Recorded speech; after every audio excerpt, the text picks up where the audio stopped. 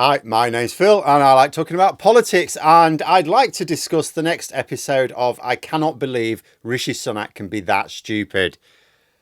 Dumbest move to date, this is. This is objectively the dumbest move to date. A move so politically stupid that his team at Downing Street wouldn't even talk to journalists about it because they had no idea how to spin it to avoid making it worse.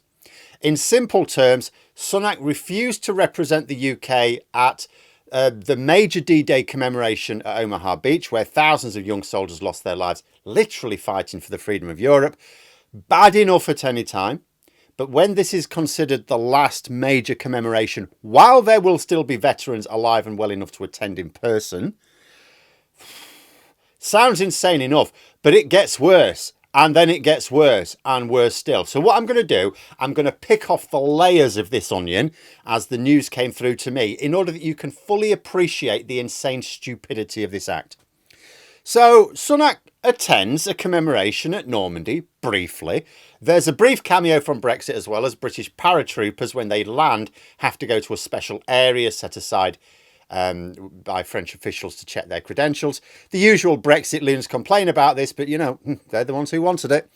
But then Rishi Sunak buggers off back to the UK. The larger event at Omaha Beach, which recorded the greatest single loss of life on D-Day, was completely Rishi Sunak free. So when we had American president, French president, the German chancellor all lined up, the UK was represented by our unelected Foreign Secretary, David Cameron. The media also showed photographs of Starmer talking to President Zelensky, an absolute horror show for CCHQ. They would, I can't even imagine the scenes there. They'd have just been looking at this going, what? Why did no one tell us about this? Sunak's already way behind in the polls. There's 4 weeks left until the election, and he decides to show a level of disrespect that even Boris Johnson at his height would have thought twice about. The reason initially given was to get back on the campaign trail. Now I thought to myself, what campaigning could possibly boost his campaign to the point where it compensates for how this is going to look in public? When we consider the campaign at the time was basically, 15, 16 days old. And you think every single one of those days has been net bad for Sunak. Why would he be rushing back anyway? I mean, had a Labour Prime Minister done this, it'd be over, it'd be finished. It'd be all over every front page and news bulletin. As it was, only the Mirror bothered to put it on their front page, and the BBC seemed to be brushing over it as well. But I was still interested in what Sunak was doing. After all, it couldn't be a photo opportunity because these have to be properly, organised. Journalists have to be told about it.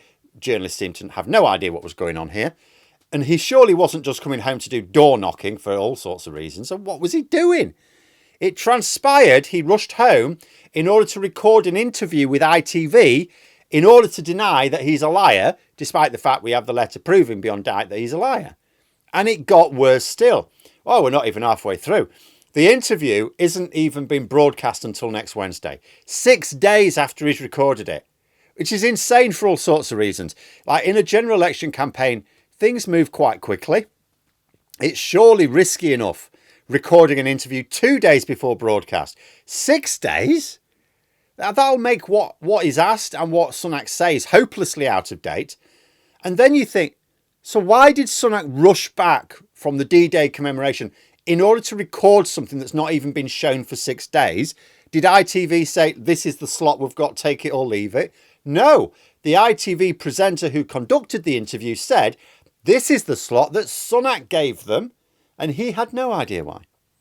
So where we were at this point is Rishi Sunak had chosen to snub the American president for the commemoration of the event which cost so many American lives in order to rush back to record an interview where he seems to have been given the political equivalent of the "we didn't burn him" defence, and it was all Sunak's decision. All of it. He chose to leave the D-Day events. He chose to do this interview days before he needed to. Conservatives were absolutely incensed. They didn't know what was worse, the pictures of David Cameron stood with Macron, Scholz and Biden, or the pictures of Starmer talking with Zelensky. No wonder the team at Downing Street were refusing to answer questions at first. How do you say anything to this without making it way worse? And, you know, they've got another headache now as well, because like normally what you do is you try and kill the story, some major announcements, the news pick up on that hopefully and get bored with the scandal. Wouldn't work for a Labour Prime Minister, of course, you know, without a really major distraction. Even, I mean, look at the way the Mail went on at Starmer and Rayner. Oh, no. There's no way a Labour Prime Minister would get away with something like this. But the media are more than happy to cover for Conservative PMs.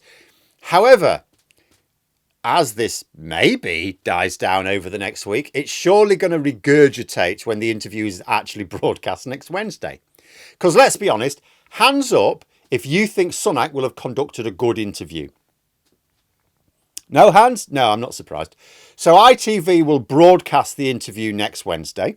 It will be a shambles, like a thick kid trying to deny he's eaten all the biscuits when there's chocolate smeared across their face and crumbs all down their front.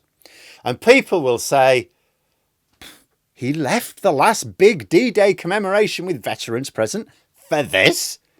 I mean, if you're going to do something monumentally stupid in a general election campaign, don't do it in such a way as to invite a repeat the following week. This may actually be the dumbest thing Sunak has done yet. I don't know how many times I've had to say that I've never been impressed with Sunak's political awareness. He seems to get nothing right. And yet this act of stupidity still surprises me. So many videos where I've said something like that. You'd think by now nothing could surprise me. But no, just when you think he can sink no lower, that we've reached the bottom, he digs down to another layer. I can't even imagine what act of clown-like folly he has planned for polling day itself. I mean, yesterday was the day we learned that a Reform UK candidate was convicted for kicking the shit out of a dog. Who'd have thought he would be relegated to simply second most despicable election candidate of the day? Labour's Chris Bryant put it well, as he often does. So Sunak left the Normandy D-Day landings commemoration to fly home to lie about lying. The rest is silence. Except the silence was broken this morning. Sunak tweeted at breakfast time that he recognises that it was a mistake to have left the event and has apologised. Now, given that Sunak's first instinct is to brazen any criticism out, this is remarkable. You can only imagine the fury of the backlash which must have hit him last night. After all, let's say Sunak really were trying to destroy the Conservative Party from within.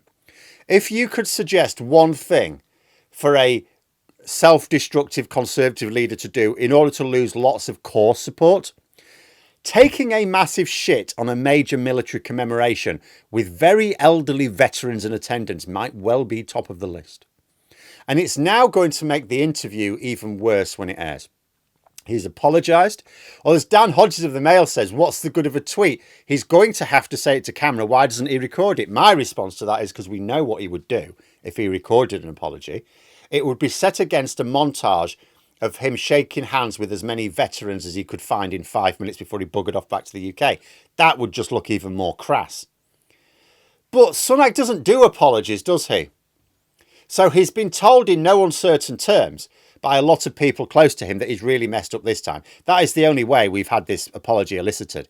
Literally everyone has said to him, are you mental? Best thing he can do now is to persuade ITV to scrap that interview and do another one before Wednesday where he puts on a bit of a show of contrition. And just for the grand finale, because you might think we're done there. No, it's got even worse. How, you ask? How? Did he punch a veteran while he was there? No. But it turns out that Sunak didn't actually want to attend the D-Day events at all. Like, at all. A report says that the French government were told a week ago that Rishi Sunak would not be attending at all because he would be too busy with the election. The election which he called, remember. He chose the date for the election. So the shorter visit that we ended up getting was what Sunak considered a compromise.